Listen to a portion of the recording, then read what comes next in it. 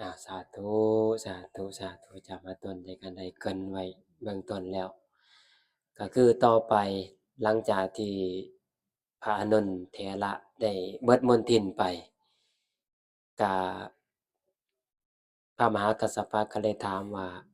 พวกเราทั้งหลายจะสังคายนาพระวินัยหรือพระธรรมก่อนภิกษุทั้งหลายก็เลยตอบว่าสังคายนาพระวินัยเพราะว่าพระวินัยเป็นอายุของพุทธศาสนาเมื่อพระวินัยตั้งอยู่พระศาสนาก็ถือว่าได้ตั้งอยู่นะครับหลังจากนั้นก็เลยถามต่อไปว่าการสังคายนาพระวินัยให้เป็นธุระของผู้ใดก็เลยภิกษุทั้งหลายก็ตอบว่าให้เป็นหน้าที่ของพระอุบาลีเถระเพราะว่าพระอุบาลีเถระเป็นพระเถระผู้ที่พระพุทธเจ้าทรงยกย่องว่าเป็นผู้เลิศทางด้านทรงพระวินัยและพระอุบาลีเถระนี่ก็สั่งสมบุญญาธิการมาในอดีตเนาะหลายตั้งแต่ปรารถนามาตั้งแต่ยุคของพระพุทธเจ้าปทุมพุทธละมานะแล้วก็พระพุทธเจ้าก็ย่องย่อสรรเสริญมีองค์เดียวเท่านั้นในครั้งพุทธกาลที่เป็นผู้ที่ทรงพระวินัยก็คือพระอุบาลีเถระนะก็เลยยกให้เป็นหน้าที่ของพระอุบาลีแล้วก็มีคำถามขึ้นมาว่าแล้วพระอานนท์บ่สามารถที่จะอ่าวินิจฉัยได้บ่สามารถที่จะตอบปัญหาพระวินัยได้บ่ก็บอกว่าสามารถคือกันแต่ว่าพระอุบาลีเนี่ยเป็นเลิศในด้านนี้ก็เลยยกให้เพิ่นเป็นผู้ตอบปัญหาเรื่องพระวินัยนะครับก็เลยนิมนต์พระอุบาลีขึ้นไปแสดงขึ้นไปนั่งขาพระเถระแล้วก็ขึ้นไปนั่งจับพัดวิจิตรแสดงก็ถามปาราชิกข้อที่1ปาราชิกข้อที่2ข้อที่3เกิดอยู่ไสปรารภถึงหยังมีเนื้อหาว่าแนวใดก็ต่อไปตามลำดับเมื่อเพิ่นกล่าวจบลงไปแล้วก็พระทั้งหลายก็ฟังแล้วก็สาธยายพร้อมกันคำว่าสังคายนาแปลว่ามาจาก2คำหนึ่งแปลว่าสังแปลว่าพร้อมสังแปลว่าพร้อมนะคายนานี่แปลว่าห้องหรือว่าการสูดสังคายนาก็คือการสูดพร้อมกันนะแล้วบัดนี้เมื่อพระอุบาลีเว้าว่าพระปาราชิกข้อที่1ข้อที่2ข้อที่3ข้อที่4ปรารภถึงไผเว้าถึงหยังสาเหตุอิหยังแล้วมีเนื้อหาในจั่งใดบัดนี้พระทั้งหลายก็เมื่อเพิ่นว่าจบปุ๊บแล้วก็เว้าตามหลังพร้อมกันสูตรเมื่อเราสวดมนต์เนี่ยเอวังเมสุตังเอกังสมายังพร้อมกันเป๊ะบ่มีผู้ใดผิดเพี้ยนแม้แต่องค์เดียวเพราะอิหยังดังที่พระอาจารย์มาต้นได้กล่าวไว้เบื้องต้นเนี่ยคัดเลือกเอาเฉพาะพระอรหันต์ที่ผู้ทรงปฏิสัมภิทาญาณสีอภิญญา6เว้นภิกขุผู้เป็นปุถุชนพระโสดาบันสกทาอนาคาพระอรหันต์สุกวิปัสสกะแต่เอาเฉพาะพระอรหันต์ที่เป็นปฏิสัมภิทาญาณสีอภิญญา6คือสุดยอดของสุดยอดนะคือซุปเปอร์ของซุปเปอร์เอาง่ายๆซะสุดยอดของสุดยอดในเรื่องสติปัญญาในด้านเรื่องอ่าแสดงฤทธิ์ปาฏิหาริย์คุณธรรมอย่างนี่คือเป็นยอดอยู่หั่นนะเมื่อเพิ่นว่าจบลงไปก็เว้าพร้อมกันสูตรพร้อมกันอยู่แบบนั้นแต่ว่าคือสมัยก่อนแต่ทำสังฆายนานั้นพระธรรมก็ดีพระวินัยก็ดีในสมัยนั้นบ่ได้เป็นหมวดเป็นหมู่คือปัจจุบันนี้แม่นบ่คือจั่งใดเช่นว่าข้อ1ข้อ2ข้อ3ข้อ4บ่ได้อยู่นำกันแต่ว่าปัจจุบันนี้มันจะง่ายในการศึกษา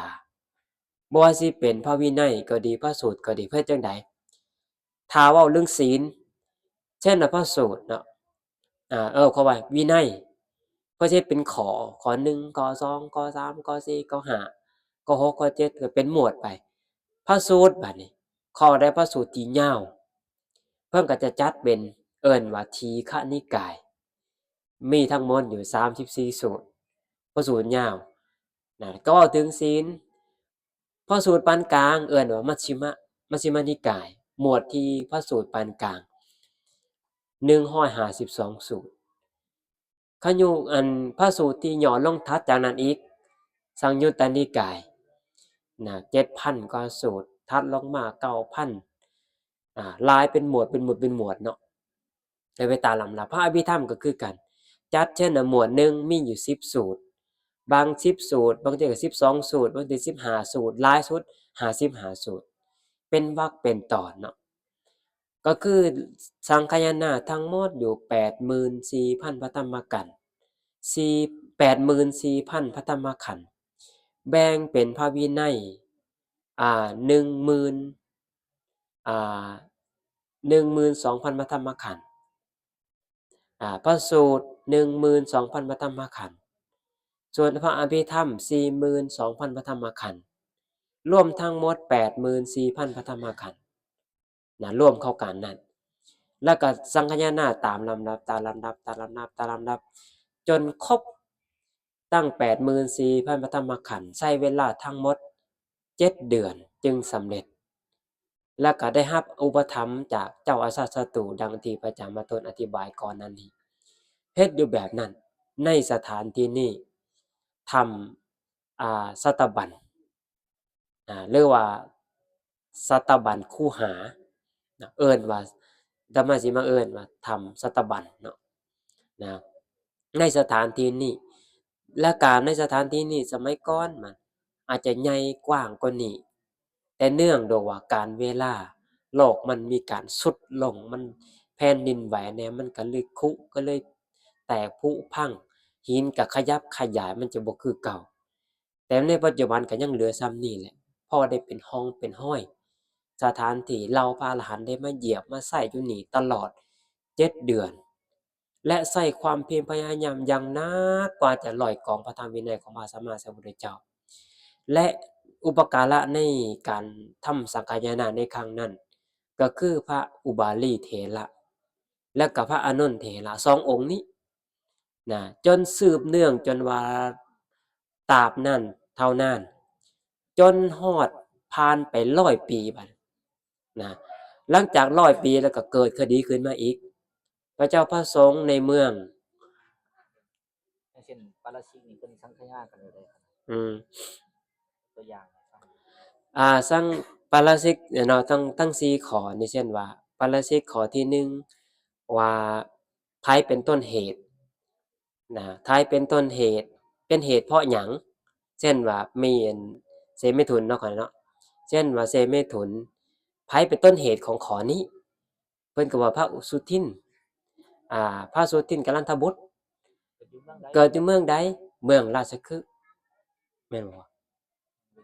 เวรัญชานะแบบนี้นะพระสุทินเป็นต้นเหตุเหตุย้อนหยังเสพเมถุนกับเมียเก่าของเราแบบนี้ตัวอย่างเนาะข้อ2ข้อ2เรื่องรักก็เกิดอยู่ที่เมืองมคธนี้พระอิหยังเนาะพระธนิยะเนาะลักเอาไม้ของเจ้าพิมพิสารนี่เป็นต้นเหตุมันแล้วก็ขออื่นอีกไปตามลำดับแบบนี้ยกตัวอย่างขึ้นมาถามว่าต้นเหตุไผเป็นต้นเหตุเหตุย้อนหยังสิถามจี้ไปเนื้อหาในพระสูตรในพระวินัยนี่จัดหลายเนาะสิเฮ็ดแบบนี้ไปและก็พระสูตรก็ดีพระวินัยก็ดีพระสูตรก็ดีว่าจะมีถ้าเป็นพระสูตรและถ้าเป็นพระวินัยจะมีคำขึ้นต้นว่าเตนะโคปนาสามะเยนะโดยสมัยนั้นพระพุทธเจ้าประทับอยู่ไสปรารภเหตุถึงไผเว้าเรื่องหยังนี่เนื้อหาแนวจังใดถ้าเป็นพระสูตรจะขึ้นต้นด้วยเอวังเมสุตังเอกังสมยังภควาข้าน้อยได้ยินมาแบบนี้ข้าน้อยได้ยินแบบนี้สังฆนาพระธรรมแบบนี้สังฆายนาพระธรรมก็เล่าเป็นการเล่าถามว่าพระพุทธเจ้าข้าน้อยได้ยินมาแบบนี้พระพุทธเจ้าประทับอยู่เมืองนี้เมืองนี้แล้วก็ปาแสดงธรรมแก่ผู้นี้มีเนื้อหาแนวนี้บุคคลนั้นได้ฮู้แจ้งเข้าใจแนวนี้แสดงตนเป็นอุบาสกแบบนี้ตัวอย่างเนาะเช่นว่ายกตัวอย่างมังคลสูตรให้เป็นผู้ถามผู้ถามนี่เป็นพระมหากัสสปะพระวินัยพระมหากัสสปะผู้ถาม พระอุบาลีเป็นผู้ตอบ ส่วนพระธรรมพระมหากัสสปะเป็นผู้ถาม พระอานนท์เถระเป็นผู้ตอบหน่อยแต่เฮ็ดอยู่แบบนี้จนจบทั้ง3คัมภีร์3ทั้งพระไตรปิฎกนะครับนะอืมแล้วก็เฮ็ดอยู่แบบนี้จนจบไป แล้วก็ผ่านไปในยุคนั้น แล้วก็หลังจากเพิ่นทำสังฆทานแล้วปึ๊บลงไป แล้วก็ประกาศทั่วถึงครูบาอาจารย์ที่เป็นจากรุ่นสู่รุ่นจากรุ่นสู่รุ่นจากรุ่นสอนต่อๆๆไปว่าคำสอนพระพุทธเจ้าเป็นหมวดเป็นหมู่เหมือนดอกไม้พู้นน่ะเหมือนดอกแตะกอนน่ะเหมือนดอกไม้ที่มันยังบ่ทันได้อ่าห้อยยังบ่ทันได้ห้อยกองเป็นกลุ่มเป็นกลุ่มมาบัดนี้เหมือนดอกไม้เหมือนเฮาจัดแบบนี้แหละอืมเหมือนดอกไม้เป็นกลุ่มเป็นกลุ่มเป็นห้อยเป็นกองเป็นกองเป็นกองๆจะงดงามนะพระธรรมวินัยก็คือกันพู้นน่ะ ผ่านไปจนหลายจนฮอด100ปีนะก็มีถ้ำสักกายนาอีกครั้งที่2ก็คือในสมัยนั้นก็คือปาลบเหตุนะครั้งที่1เนาะครั้งที่1พระจำมาต้นได้เว้าว่าก็คือปาลบพระสุภัททะผู้ที่บวชใหม่องค์นี้ได้จ้วงจาว่าพระพุทธเจ้าปรินิพพานไปก็ดีแล้วต่อไปพระพุทธเจ้าก็จะบ่ได้ห้ามปรามว่าอันนี้ควรอันนี้บ่ควรอันนี้สมควรหรือบ่สมควร ต่อไปเฮาก็สิเฮ็ดหยังก็เฮ็ดโลดจังซี้นะเอาสาเหตุตัวนั้นเพิ่นก็เลยสร้างพยัญชนะคันหน้าเราพระพุทธเจ้าปรินิพพานไปแค่7มื้อยังเกิดเหตุส่ำนี้ยังคนมาจ้วงจาบและคนที่จ้วงจาบก็คือคนในศาสนาเราเองเป็นพระในศาสนาเราเองแต่อันจริงมันก็มีเงื่อนงำก่อนพระองค์นี้จะมาตำหนิพระพุทธเจ้านะขอย้อนไปอีกจักหน่อยเนาะว่าพระองค์นี้เป็นหยังคือจังซังพระพุทธเจ้าขนาดนั้นจังเว้าอยากเฮ็ดหยังเฮ็ดโลดจังซี้นะ สมัยหนึ่งพระพุทธเจ้าประทับในสถานที่หนึ่งในวัดของพระองค์นี่แหละพระองค์นี้เห็นพระพุทธเจ้าพร้อมด้วยพระสงฆ์หมู่ใหญ่มาเมื่อพระพุทธเจ้าพระสงฆ์มาแล้วก็อาหารการกินมันก็บ่พอฉันเฮ็ดจังใดพากันแต่งอยู่ครัวกินพระองค์นี่นะแต่งอยู่ครัวกินเฮ็ดอาหารเพื่อจะถวายพระพุทธเจ้าพระพุทธเจ้าก็ตำหนิอย่างหนักเลยสั่งให้ไปเทถิ้มตอนนั้นพระพุทธเจ้านี่กำลังป่วยอยู่ กำลังป่วยหนักๆอยู่นะหลังจากไข้ใหม่ๆนะก็เลยสั่งให้พระองค์นี้เทอาหารถิ้มแล้วพระพุทธเจ้าก็เอาบาตรให้เข้าไปบิณฑบาตอยู่ในหมู่บ้านเพิ่นก็สั่งว่าห้ามภิกขุเฮ็ดอาหารการกินเองนะพระองค์นี้ก็เลยแค้นพระพุทธเจ้าที่พระพุทธเจ้าตำหนิตอนนั้นแหละนะก็เลยมาบัดนี้ก็เลยเว้าว่าพระพุทธเจ้าปรินิพพานไปก็ดีแล้วต่อไปพระพุทธเจ้าก็จะบ่มี จะบ่ได้ตำหนิพวกเราว่าอันนี้ควรอันนี้บ่ควรสมควรหรือบ่สมควรเราทั้งหลายอยากเฮ็ดหยังก็เฮ็ดโลดอันนั้นน่ะนี่เราก็เลยเว้าคำนี้มาย้อนหยังเราพุทธเจ้าขัดใจเราอันน่ะอันนี้ก็คือกันในครั้งที่1ครั้งที่2บัดนี้ก็คือภิกขุที่เก็บเกลือไว้ฉันแล้วก็ฉันอาหารในเวลาวิกาลเก็บเงินเก็บค่ำบัดนี้นะบัดนี้พระยศกัลลันทบุตร แล้วก็เลยเห็นเหตุจังซี้แหละก็เลยทำสักยนาร้อยกองพระธรรมวินัยมาชักชวนคณะสงฆ์ทำสังฆายนาหลังพระพุทธเจ้าปรินิพพานไป100ปีไปทำอยู่ที่วลุกาคามแคว้นวัดชีเมืองเวสาลีแคว้นวัดชีเพิ่นว่าอยู่ในข้างๆใกล้ๆกับวัดป่ามหาวันที่อาตมาเคยบอกก่อนหน้านี้ว่าวัดป่าวันอันที่จริงบ่แม่นเป็นวโรกาคามใกล้กันพู้นน่ะแต่เพิ่นก็บ่ได้แสดงจุดยืนว่าอยู่หม้องใด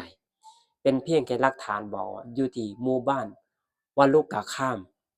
อ่าเมืองเวสาลีแคว้นวัดชีหลังจากพระพุทธเจ้าปรินิพพานไป100ปีและอาตมาเคยเว้าก่อนหน้านี้แล้วว่า พระยศกัลลันทบุตรเห็นเหตุที่คณะสงฆ์ที่เมืองวัดชีเก็บอาหารไว้ฉันตอนแลงกินข้าวแลงเก็บเงินสะสมเงินเพิ่นก็เลยเห็นแบบนี้แหละก็เลยว่าการที่เราเห็นความเสนียดจันไรเหตุความเสื่อมเกิดขึ้นแก่พระศาสนาของพระทศพลแล้วเราจะอยู่เฉยๆอยู่นี่เป็นสิ่งที่บ่สมควร เพราะฉะนั้นมันก็เลยไปชักชวนพรรคพวกนะครูบาอาจารย์ที่มีอุดมการณ์เดียวกันมาจะร้อยกล่องพระธรรมวินัยตอนนั้นก็ใช้เวลาในการทำสังฆายนาอยู่8เดือนแล้วก็มีพระอรหันต์ 700องค์ในตอนนั้นเอาพระอรหันต์700องค์เนาะแล้วก็ทำพระจักสังฆายนาอยู่8เดือนแล้วก็ผ่านไปอีกผ่านไปดนจนฮอดครั้งที่ยุคของเจ้าอโศกมหาราชก็มีคนนอกศาสนาปลอมบวชบัดนี้ปลอมแปลงบวชเข้ามาเพราะว่าลาภสักการะเกิดขึ้นแก่พระเจ้าพระสงฆ์หลายบ่ว่าสิอาหารการกินเครื่องนุ่งของถูกกุฏิวิหารเจ้าอโศกมหาราชนี่อุปถัมภ์ดีว่าง่ายๆจนคนนอกศาสนานี่จนอิจฉาเขาก็ร่อยหรอเด้อบ่มีคนอุปถัมภ์ประทานปลอมบวชหลังจากปลอมบวชบ่พออันนี้พุทธเจ้าบ่ได้สอนอันนี้พุทธเจ้าบ่ได้ห้ามนี่กลับกันเด้นี่กลับตลปัดกัน สิ่งที่พระเจ้าห้ามเขาก็บอกสอนเนาะสิ่งที่พระเจ้าห้ามสิ่งที่พระเจ้าห้ามก็บอกว่าสิ่งที่พระเจ้าบ่ได้ห้ามจังซี่นะมันจะทำให้ศาสนาเสื่อมไวจนสุดท้ายสุดเจ้าอโศกนี่ก็มาสอบสวนโดยการแนะนำของพระโมคคัลลีบุตติสเถระแล้วก็สอบสวนภิกขุแล้วก็สอบสวนภิกขุที่เป็นภิกขุจริงๆแล้วก็คนที่ปลอมบวชเข้ามาพร้อมในสมัยนั้น และก็จับคนที่ปลอมบวชเข้ามานี่60,000องค์60,000คนซิกนั่นน่ะที่บ่แม่นนักบวชแท้ๆน่ะซิกออกไปและก็หลังจากสัมหมณฑินในสมัยนั้นแล้วก็ทำสักกายนาเป็นครั้งที่3หลังจากพระพุทธเจ้าปรินิพพานไปแล้ว234ปีเมื่อทำสักกายนาลอยกองเสร็จเรียบร้อยแล้วตอนนั้นศาสนาก็เลยเจ้าอโศกก็เลยส่งครูบาอาจารย์ แบ่งแบ่งครูบาอาจารย์ไปประกาศพระศาสนาในสถานที่ต่างๆต่างๆและหนึ่งในนั้นก็เป็นเขตของบ้านเฮาเขตสุวรรณภูมินะมันสิมีบทสูตรหนึ่งอยู่ในมงคลลาวเฮาจะมีสุวรรณภูมิงคตวาโสนุตลามิติกาปิสาเจนิทมิตวาพรหมชาลังอาเตเสยุงเอเตสพเพยัคขาปลายันตุ พระโสนเถระพระอุตรเถระเข้าไปในสุวรรณภูมินะแล้วส่งไล่ปีศาจทั้งหลายแล้วทรงแสดงพรหมสารสูตรไล่ยักษ์ทั้งหลายให้หนีไปนะความหมายเนี่ยตอนนั้นพระโสนพุทธราชก็ไปประกาศพระศาสนาอยู่ที่การอันนี้ก็บ่มีสถานที่ยืนยันแน่ชัดว่าบ่องใดแท้บางคนก็บอกว่าอยู่แถวเมืองม่อนแต่พม่าทางไทยก็บอกว่าไปทางจังหวัดปฐมก็หลักฐานยังบ่แน่นอนแต่เพิ่นบอกเพียงแค่ว่าเป็นสุวรรณภูมิหลักฐานยังบ่ทันได้มีก็บอกแค่นั้นแต่ว่าสถานที่จริงๆแท้ก็ยังบ่แน่ใจปานใดเนาะแล้วก็ศาสนาเข้าลาวเราก็ต้องยุคนั้นสมัยนั้นจนเข้าเขมรเข้าไทยเข้าเมียนมาเข้าลาวเข้าเวียดนามทั้งจีนไปทั้งพุ่นแหละ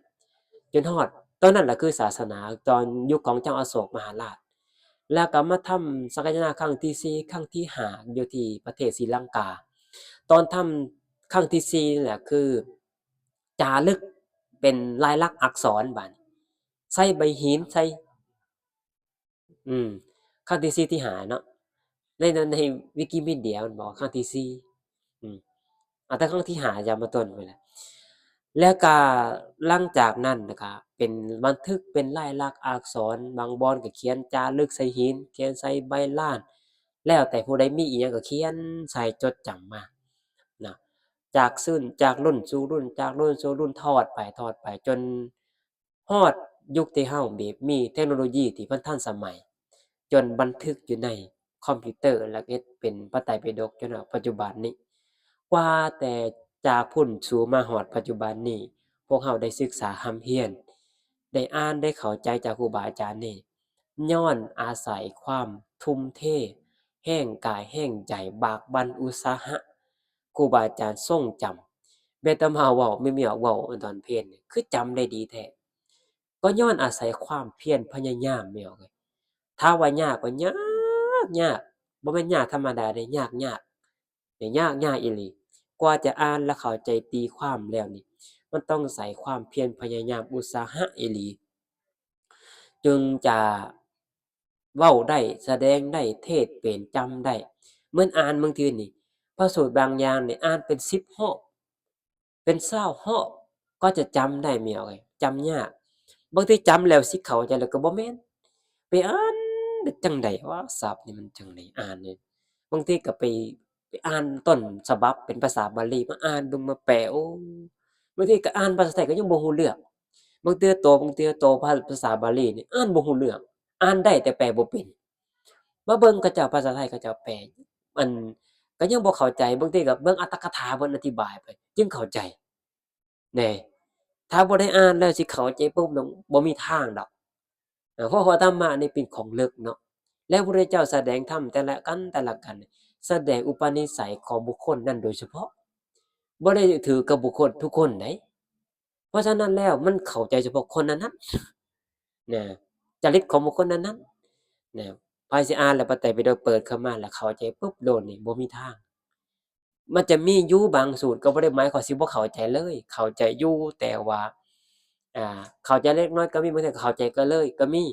โดยเฉพาะพระสูตรที่มันบ่ลึกบ่ตื้นเนี่ยนะถ้าบ่ลึกปานใดเพราะว่าธรรมดาทั่วๆไปอ่านเราก็เข้าใจแต่ว่ามันลึกๆก็ไปนั่นเนี่ยโอ้ยากพอสมควรแต่สรุปเนาะก็คือครูบาอาจารย์เพิ่นกว่าจะเริ่มต้นจากบ่อนนี้ทำอิฐน่ะกว่าจะได้เฮามีพระไตรปิฎกของประเทศลาวของประเทศอื่นๆก็คือกัน อาศัยจากคัดลอกจากกันและกันแล้วก็เบิ่งเทียบเบิ่งหั้นน่ะกับภาษาบาลีแม่ออกเอ้ยถ้าเห็นตอนเฮ็ดตอนแปลพระไตรปิฎกลาวนี่ก็คือกันความยากตอนไหนเมื่อยนี่อาตมานี่ท้อมันเมื่อยมันท้อมันล้านะในสมองนี่บ่ได้คิดอิหยังอยากนอนอย่างเดียวแหละมันเมื่อยก็เลยมาคิดเบิ่งครูบาอาจารย์เพราะจำได้ขนาดนั้นพระอานนท์เนี่ยนะเพราะนั้นจังซี้ได้พระอานนท์นี่สาเหตุที่เพิ่นบ่ลืม เพิ่นดังจากฟังจากพระพุทธเจ้าแล้วไปท่องไปสาธยายคือเฮาว่าสวดมนต์นี่แหละแม่นบ่แต่ว่าสมัยนั้นเพิ่นบ่ได้เขียนเพิ่นถนัดในการจำถ้าว่าเขียนได้มันก็ได้คือกันแต่มันหลายบ่มีบันทึกใส่เดะจ้ะเนี่ยอาศัยจำเอาจำแล้วก็สาธยายผิดเพี้ยนบ่มีทางเนาะและความเพียรพยายามของครูบาอาจารย์สมัยนั้นกับสมัยนี้เนี่ยปานฟ้ากับดินเลยแหละอืมอะนะการได้ภิกขุนีปฏิโมกข์ภิกขุปฏิโมกข์นี่ถือว่าเป็นเรื่องธรรมดา แต่คุมื้อนี้คนที่ได้ปฏิโมกข์ก็ยังหายากแม่นบ่บ่ต้องเว้าถึงว่าได้พระไตรปิฎกแฮ่งแล้วเลยอันนี้กันแหละอันนี้เว้าตัวอย่างว่าครูบาอาจารย์เพียรพยายามท่องอยู่ตามป่าตามดงตามภูตามผาบางบ่อนก็ถูกโจรถูกฆ่าเดะถูกหนีสงครามแต่เพิ่นก็ยังอุตส่าห์กินหมากไม้หมากตอกมีวิกำลังแล้วก็ท่องสาธยายเพื่อจะรักษาไว้แม่นบ่เว้ยธรรมะอยู่นำคนนี่แหละ จำเอาอยู่ในสมองเพิ่นเดะแต่ว่าถ้าผู้ใดเป็นพระอรหันต์เพิ่นก็สิจำได้ว่าบ่ลืมคือเว้านั่นแหละบ่ลืมเลยน่ะเหมือนกับว่าเขียนบันทึกใส่แผ่นหินน่ะในอัตถกถาอุรุเวลคัสสปะสูตรเพิ่นว่าไว้ว่าบุคคลผู้ทรงธรรมทรงวินัยเนี่ยคือผู้ที่ทรงแล้วบ่ลืมผ่านไป10 ปี20 ปี30 ปี60 ปี100 ปียังบ่ลืมจะจัดว่าบุคคลน่ะผู้ทรงธรรม เหมือนจารึกไว้ในแผ่นหินที่เขียนไว้แล้วบ่มีลบฉันใดบุคคลผู้ทรงธรรมก็เหมือนกันและผู้ที่ทรงธรรมที่แท้จริงก็คือผู้ที่ได้เป็นพระอรหันต์ที่บ่มีทางลืมแต่ปุถุชนเรานี่มีโอกาสได้ลืมไหนมีโอกาสได้ลืมได้แต่อาศัยสาธยายคุมื้ออ่านกูเบิ่งตลอดนี่แหละจึงจะจำได้นะก็ขอจบส่ำนี้ก่อนเนาะขออนุโมทนาสาธุกับครูบาอาจารย์นำเอาตัวญาติโยมก่อนนะ